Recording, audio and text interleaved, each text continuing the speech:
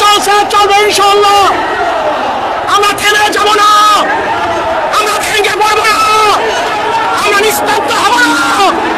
আমরা চলবো, চলতেছি, চলতে থাকবো যতক্ষণ পর্যন্ত শেখ হাসিনার পতন না ঘটাবো, ততদিন পর্যন্ত রাজপথ ছাড়বো না ইনশাআল্লাহ।